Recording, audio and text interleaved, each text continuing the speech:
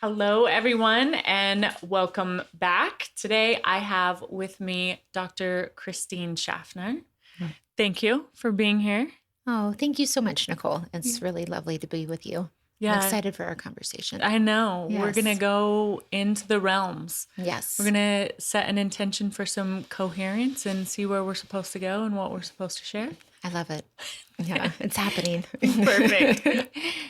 And with that, I know that you're one of the revolutionaries in bringing back some of this wisdom that is really combining with science these days.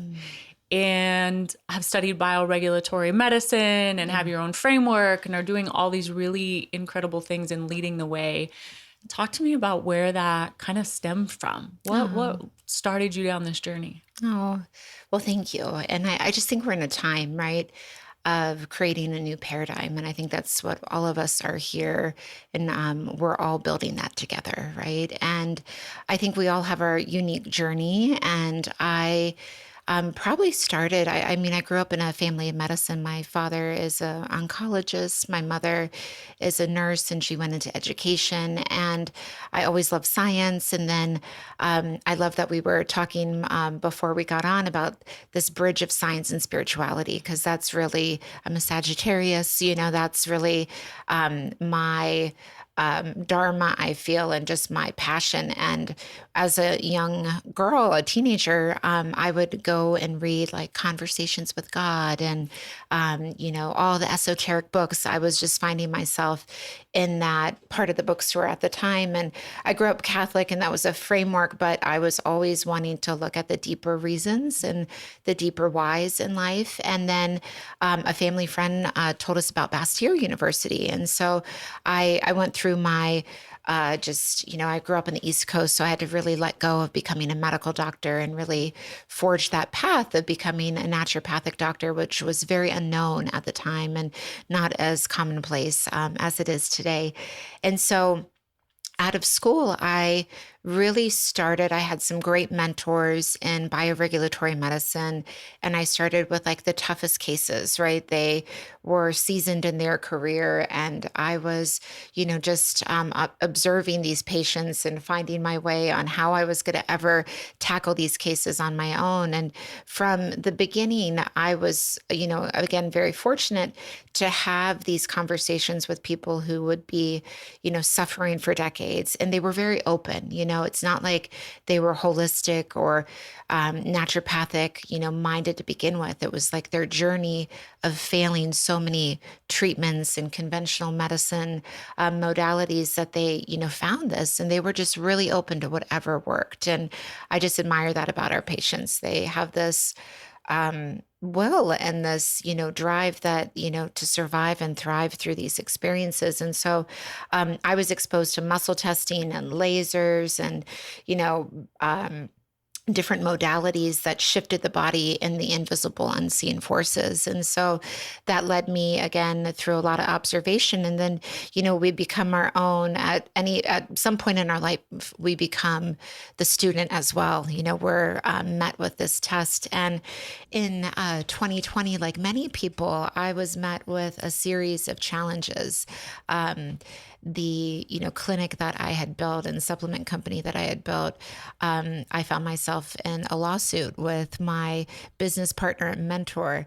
I had then fast forward 2 years into this really traumatic event that I, again, have done so much healing around.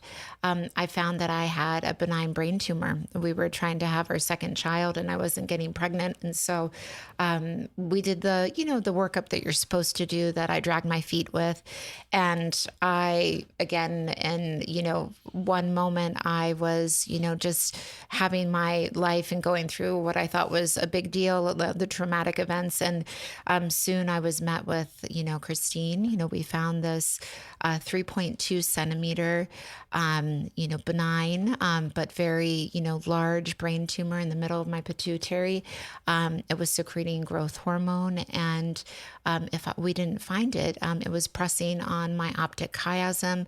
I hadn't realized I'd lost cross visual fields, but they were bilateral. So I didn't notice. If I didn't find it, I would have died of a stroke. And so I was already in the world of Joe Dispenza. Life was changing so much. And that was a really amazing community that we were just seeing amazing things. And so I was like, this is my final exam, right? You meet your dark night of the soul and you're like, oh my God, how's this happening to me? I teach people how to detoxify their brain and heal their brain. And here I am, sitting with this tumor.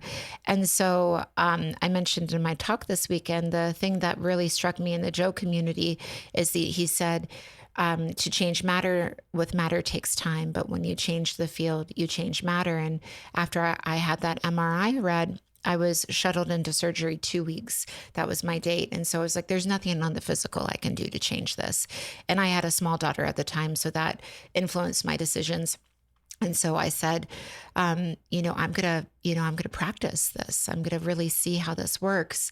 And so I did meditation and visualization. I had dear friends circle around me and do group intention circles. I did Joe's coherence healing. I worked with energy healers. I just everything that I could do in 2 weeks, I did, and it was all encompassing. And so I felt very ready when I was met with the surgery, and I recovered. And the moment that validated, this philosophy that I'm so passionate about teaching these patients and our community and other doctors to believe in, that the neurosurgeon in my follow-up, I donated the tumor. It was a university hospital for research. And I said, oh, what did the pathology report say? It was the end of our follow-up. He was running like 4 hours late for our appointment, and he just kind of said in the very end of the appointment, he said, you know what, I'm going to be studying your tumor for a long time.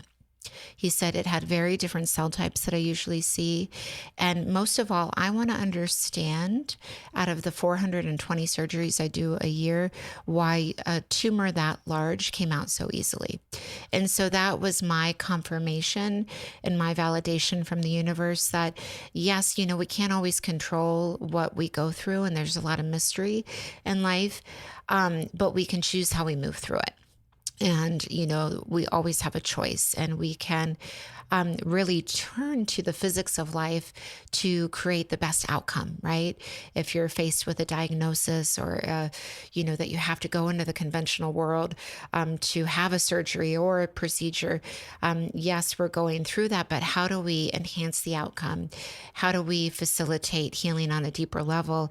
And then if we're in a chronic disease state, there are always choices, and we can choose to observe the highest outcome of our experience. And so that was like a moment that crystallized. I had already been practicing for 12 years and just gave me the confidence to continue on this journey that I am as a, clinician and a physician. I have chills. Oh, that's amazing. Thank you for listening. Yeah. And it's incredible that, like you said, the dark night of the soul, and each person can decide what that means, and you can spiral into it, or you can surrender into it and go all the way into the darkness until the light shines, yes, and until where you're supposed to be headed unveils itself. Yes. And I love that. Yeah. So how does that impact how you practice now? Yeah. It really changed everything. I think that, we hold space, and we have experience, and we have knowledge, and we create this container that facilitates so much. And then when, that moment happened, it just really changed and expanded my confidence, and bringing, these, experiences to my patients. So I very much, I have patients for years, not just a couple visits, and we develop such a strong relationship. And with patients who I feel like we have that trust and bond, I'm very open about my experience and what I did, because I'm like, I did it, you can do it, right? And it also allowed me to really tap into the deeper understandings of like, what are we talking about here? What are these invisible forces? What are these unseen realms that are really grounded in science? I mean, we're in such a beautiful time where science and spirit are really coming together together and giving us confidence to keep going down this path. And so I how it informs me now is I very much treat the physical body, but I bring in tools of, I use bioresonance with every patient. So that's using how the body communicates with these fields and these frequencies of information. I use my intuition that has very much developed as a physician for 16 years. I also use muscle testing. That's a way to dialogue with the person's not only physical body, but their field. Even, from a distance, I've learned that we are entangled, even if I'm seeing a patient across the country on Zoom, that these practices work. And, we come together, and there's so many reasons why muscle testing works, but I think that greater intention to help somebody and be a receiver for information, that will help them. And so I use my clinical hat and I have all these ideas. And then when I start using these, really arts of medicine, that's when really the information starts to come. And I've learned to trust that. And I've really broken it down. And I'm at this point, I've talked about coherence medicine, and now I'm really building this multidimensional framework of who we are to give more of a language to these principles, so that no matter where you are in your health journey or your journey in life, that you can choose to participate and observe these. And I'm happy to go into that more. But yeah, and that's the EECO. Yeah, I've evolved that model. That kind of was a way that I distilled bioregulatory medicine, and I've expanded it now to this what I call the multi-dimensional human, and I'm happy to share that. And so I'll distill it very succinctly, because we could talk all day about this, but it's coming from my experience and my observation of patients, and really it starts with that we live in an interconnected universe. We are connected from the smallest microcosm of who we are to these greater fields of information. And when Joe says you change the field, you change matter, I want to talk about what does this mean? So, at the very most fundamental part of who we are, yes, we are matter in these physical bodies, but we're energy, right? And we are energy on a micro level, on a quantum level, but we are extensions of the greater fields of awareness around us. So I talk about, okay, we can stabilize the physical body, but how did we get here, right? How did somebody develop a chronic illness where they've been in bed for 10 years, or they've been passed from doctor to doctor, or they're so sensitive they can take a drop of something and get, an inflamed brain. And so we talk about stability and regulation, but then we think about the electromagnetic part of our system. We have electrons moving through conductors in our body, and we have electromagnetism in our heart and our brain and our fascia and our mitochondria. And we feed this electromagnetic information with nature. It can also get distorted with the electromagnetic soup that we're in. It can also get depleted by things that can steal voltage in our bodies, that are often toxicants and mineral destabilization. And then I talk about, we have the emotional body. I love that we're here this weekend and everybody just knows that to be true about our patients, that it's not that we're saying and blaming our patients, oh, it's all in your head, but there is a, fabric and a story of emotional trauma even before we got here that can be in our unconscious mind, and it can live in our tissues and our limbic brain and our cells and our organs. And this can impede regulation and flow in the body just as much as our nervous system being imbalanced. And so we have beautiful remedies. Homeopathy really works beautifully on this layer. And then I talk about really this epigenetic ancestral realm, something that I've learned through observing my patients. Yes, we have, SNPs and different epigenetic imbalances we can measure, but we can, feel empowered. We don't have to stay stuck to that blueprint. We can all change that expression. And it's not just moving nutrients around, it can also be in healing unresolved trauma in our family line. And there's been studies about how unresolved trauma, especially with Holocaust survivors, affects methylation in grandchildren. So we've even seen that in science, and we just observe that, right? We can carry the unresolved history of our lineage. And then I talk about plasma and the biofield. Plasma is really interesting. We're learning so much about it, and there are great scientists that are looking about this like fourth state of matter that shows up in the body and shows up in the field around us. And it's this medium of this bridge of these higher vibrational realms, kind of on their way crystallizing to the 3D body, right? So it can also hold emotion, it can hold information. And I think a lot of healing is like, okay, let's look upstream. Like, where's their imbalances upstream? And I think Eileen McCusick has a beautiful technique, biofield tuning, that really helps to get distortions out of our field and our plasma that are keep influencing the physical body. And then we're almost done. We have the holographic body, something I'm very much still learning about, but we're all connected and we're all part of the whole. There's no separation. And this idea that we are projections from source intelligence. And I think a lot of life is just removing distortion so we can have a clear connection with that information, and that can guide us through the ebbs and flows of our life. And then something I'm very interested in is these cosmic cycles and how they influence the body and our mental, emotional, and our spiritual realms. I'm studying medical astrology, and I'm really excited how that's going to influence how I treat patients. But these are the solar cycles and the lunar cycles and the planetary cycles, and that we are just a part of something so much bigger than we can even contemplate.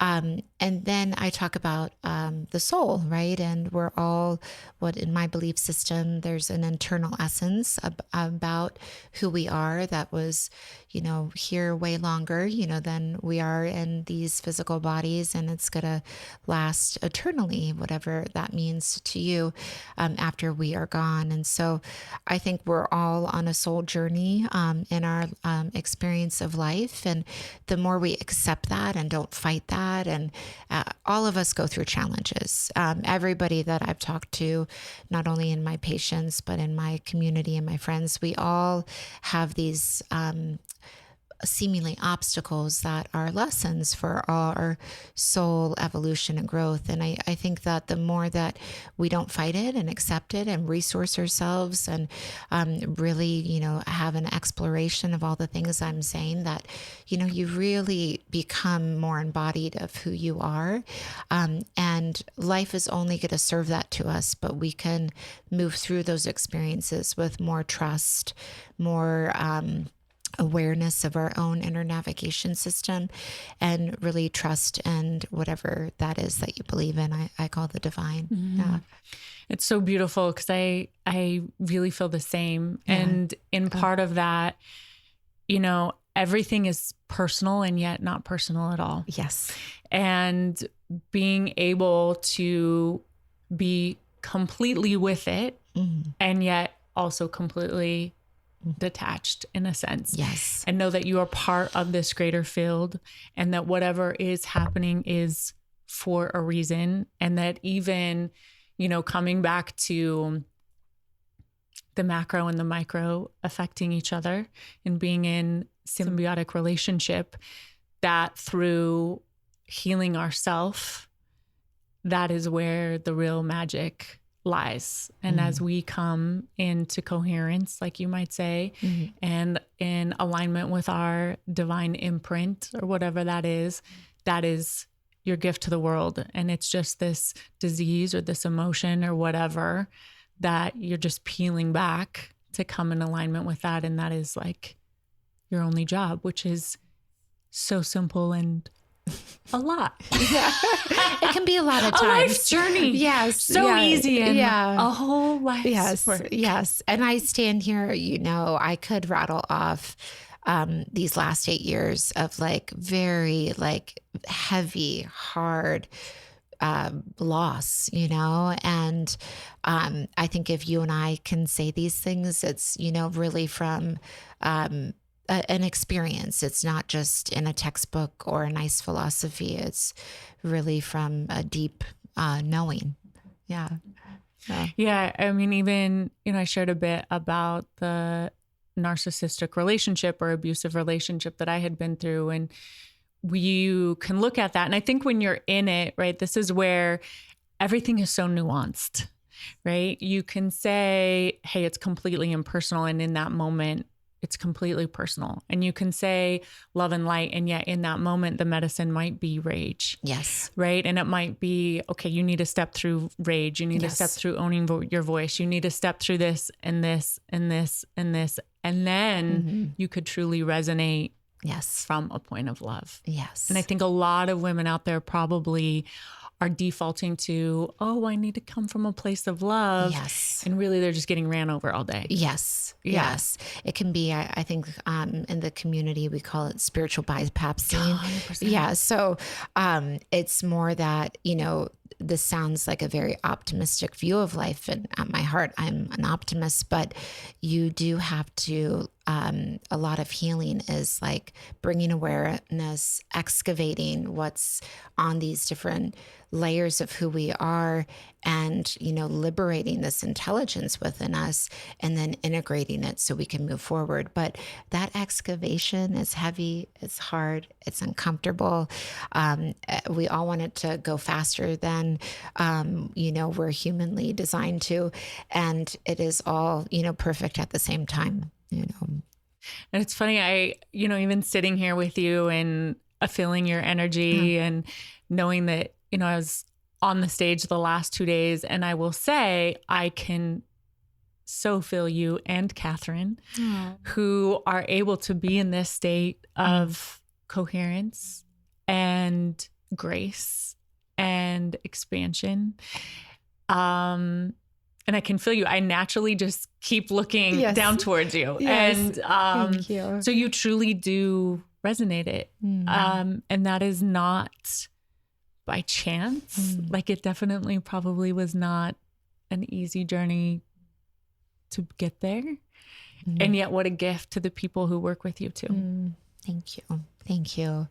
Yeah, I'm in the same boat as everybody else. And again, it comes to, this, choice and really tuning in how we're wired to communicate and be on earth and be connected. And if I can do it, anybody can do it, I promise you.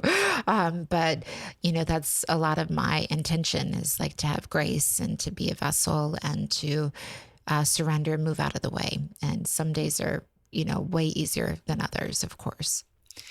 And when you say that, now that you've gotten to this place where, and I know you're continually tested, so I won't take that away. Real time. Yeah. Real time. Yes. And yet, you're probably never all the way done. And well, possibly there's some people. Yes. What is it that you feel now is kind of your gift back even to the medical community, even from the naturopathic or alternative or functional? What is it that you feel, not even that they might be missing, but, and maybe it's part of your legacy or part of your gift back that you're passionate about at this time to supporting them in walking this walk too? Oh, well, thank you. I think we're like still pretty polarized, even in conventional alternative world since the last 6 years. And I really want to come from a place of I'm still very much on the front line of patients. I see patients every week unless I'm on vacation. They humble me, they teach me every day. And I had great mentorship. I really had great mentorship, even if it was messy and, problematic at times. I really learned a lot. And I've had tens of thousands of years of experience at this time, or hours of experience rather. And I want to give back, if I can shorten that learning curve, if I can be a mentor or somebody that they can observe and watch. I think we learn a lot through not only the didactic or the lessons that we all want to know, the framework, but we learn in real time, right? From, I don't know what I'm going to see in a day, right? I just show up, and I want to be able to allow patients to really, or other practitioners to observe how I work with patients. And in my heart, it hasn't crystallized at this point. I want to create not only this institute to create courses, but a fellowship that's been on my heart for years, where a group of doctors, postgraduate, can come and we can all learn together and evolve the work and shorten that learning curve. And I would say, to answer your question more specifically, I want us to get just to know that no matter what comes in your door, never limit that patient on what's possible for them. Always hold that vision that they can heal, and be like open to receiving information for them in that moment. There's many times when somebody is starting to rattle off their symptoms, I'm like, oh my God, what am I going to do today for this person? I've tried everything. We've gotten to this point. Like, is there still something? I know there is, but I'm kind of nervous in my brain. Is there something I can still do? And I just relax my brain and just open my heart. And there's always something, there's always another thing to try, another angle to go at. And if you just stay in that presence with patients, you'll be amazed what can happen. So I want to teach people hope and presence and, really the real truth of how we're wired to heal. What is something that you've learned, like we're talking about where science is finally catching up to a lot of the unseen? What is something that you've learned recently that's been really exciting, where science has finally proven something that you've known deeper? Yeah. Catherine and I both quoted Michael Levin, and he is a prolific writer and researcher at Tufts University. And he's talking about the bioelectric, I would say terrain, he would just say bioelectric nature of life. And this is kind of this bridge of energy medicine and electromagnetism. And in bioregulatory medicine, we're taught a lot about the extracellular matrix. And we're talking about how, disease starts and begins in the space between the cells. Again, the micro of life, right? The void, the space that either creates health or removes disease, can be stagnant or flowing. And so what he's sharing is that the electromagnetic fields of life are actually the upstream information that dictates whether a cell is healthy or not. And all these building blocks that we talk about with the extracellular matrix, with negative charge and having electrolytes and cell membrane health and lymphatic drainage and the fascia and the mast cell, that's all mixed up in his research about saying that, if we have healthy electromagnetic currents in the space, we have better translation of our epigenetic expression in the DNA, or if we have distortion in this electromagnetic matrix, then we have the dimming down of our epigenome. So it's really fascinating that we can study this. I would say that is one. And then I just love the science of spirituality and the heart, and really the power of intention and heart-brain coherence, and that we can help come together in a group setting. I've interviewed Lynn McTaggart a bunch, and I did her course years ago, and I still meet with my intention circle, and we do intentions for others. We see that in Joe's work and many other ancient traditions where, it's free. I experienced it with my friend group before my surgery. If you get a group of people together with an intention and they just open up to receive love and direct it towards you, healing happens, coherence happens, alignment happens. You might have a healing in that moment, or you might be more in alignment for the next step on your healing journey. So there's more and more research supporting, the impact of group intention, which I just love, Yeah. So two things. First, as you were sitting there describing the extracellular matrix, and I just got this weird vision as you're doing this and you're talking about the cell and you're talking about the extracellular matrix, and all I see is the earth. Oh, yes. And then everything, the coherent field around it. And that as we obviously heal each individual cell and that extracellular matrix, that the matrix around the earth heals as well, and being in complete coherence from the micro to the macro, even on the physical plane. I love that. It's like your healing matters. And, Roland McCready would be echoing right now that, again, we are the microcosm of Mother Earth, and there's a lot of signatures that nature leaves to show us that we're one and the same, and we affect each other and impact each other. Our coherent heart is the same frequency as the coherent magnetic field resonance lines of Mother Earth. I mean, that when I learned that, I was like, oh my God, how isn't everybody talking about this? So I love that you went there. It's beautiful. Yeah. Tell me where you believe, when we're talking about all of this, where is homeopathy interacting, and how is that flowing, or what are you seeing? Yeah.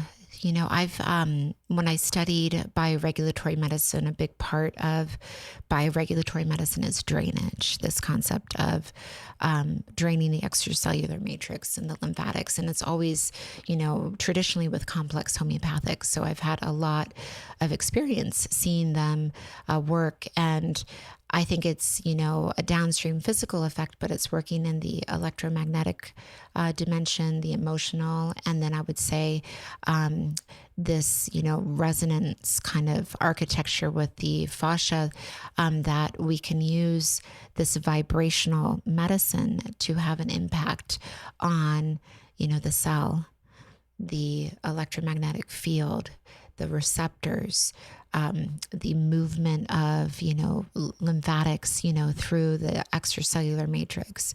We can work on this very subtle emotional level where we can have a resonance with an emotion that has been really stuck in our body for a long time. And that vibrational ripple effect creates this wave of release of that emotion to allow you to ride that wave and experience it and to get on the other side. And so, there's a lot of wonderful science around homeopathy, but I think homeopathy is a profound tool to access these layers and these dimensions that we're talking about. And I've just seen beautiful things in practice with it. Yeah, amazing. Is there anything that really lays on your heart? Something recently that you're like, gosh, I just wish people knew?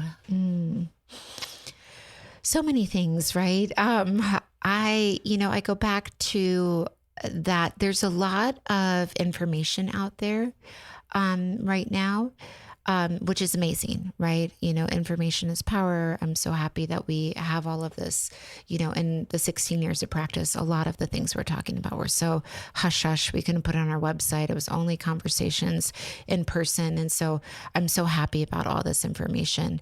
But I think there is this information overload that can happen. I think that a lot of well-intentioned or not well-intentioned voices are out there and saying, like this medicine that we're talking about this weekend is like, you just do this and then you do this and then you do this and then you're better, and makes people feel like they come into my office and they feel like failures. They're like, I did all these things and I'm not better. And I just want us to know that with all of this information, really healing is prioritization and unfoldment, and every person's journey is unique. If it wasn't, I would not be practicing. I would have just published a book long ago, given everybody the information and been on to a different career. But everybody has their own unique expression, and what works for one person is the worst treatment for another person. And so that's why a lot of the work that I do one-on-one with people is like getting you in touch with yourself. And, I'm just reflecting back to the patient and really getting them to exercise that muscle. Like, what resonated with you in that conversation? Oh, don't go on that website, go on this website, or just take a break and tune into what you need today. So I just see a lot of people trying to get it all right, try to put it all together. And it creates a lot of stress. And sometimes it's not the right thing at the right time. And then it creates this ripple effect. And so work with a great provider, trust your intuition, and you're on your own unique healing journey. I love that. I love that. And I think we're also moving from the age of information to the age of embodiment and bringing back medicine as an art form. I love that. And that is your artistry, and that you truly are tuning in to that one person to work through what the medicine is that they actually need. Thank you. I love that. Yeah. I love that. Yeah. Well, thank you. Thank you so much for being here with us today and sharing your coherent, beautiful field, as well as all of your amazing physical knowledge. Oh, thank you. And I greatly appreciate you. And you're doing amazing work. Oh, thank you, Nicole. I just love being here, and this community is just really, really special. So thank you for having me. Yeah, thank you. Yeah, thank you. And thank you everyone for tuning in here today. And we will see you on the next show.